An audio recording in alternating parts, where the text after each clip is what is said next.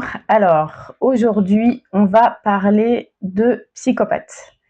Voilà, je m'appelle Élise, je suis coach en développement personnel et avant de faire ma spécialisation en coaching en développement personnel, j'ai suivi un master 1 de psychologie avec une spécialisation en criminologie.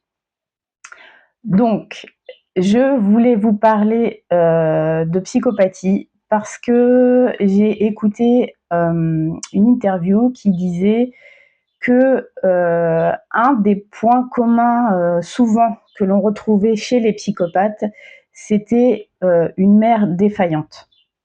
Donc, par défaillante, c'est-à-dire une mère qui va être plutôt maltraitante, ne sachant pas aimer son enfant, voilà, s'inscrivant un petit peu dans ce cadre-là.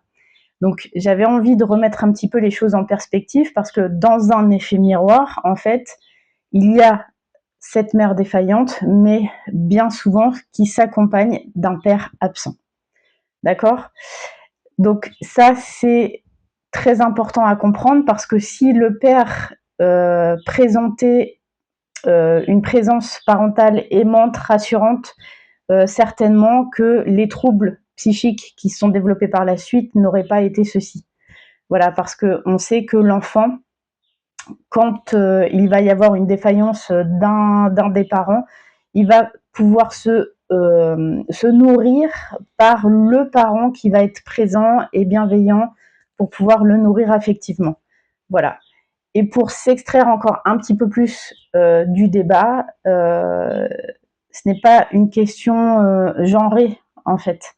Voilà, que ça soit la mère ou le père qui sont défaillants, qui représentent un potentiel danger pour leur enfant, et qu'il n'y a pas la présence de l'autre parent qui peut contrebalancer cet effet-là, et ben forcément, l'enfant va développer des problèmes psychologiques par la suite. Voilà, c'était une petite précision que je voulais apporter et s'extraire un petit peu du débat homme-femme et aussi de toute la charge qui souvent pèse comme ça sur le dos des femmes, le dos des mères, en précisant bien que que souvent c'est lié aussi à l'absence du père en effet miroir. Voilà. Donc surtout, prenez soin de vous et de vos enfants et je vous dis à très bientôt.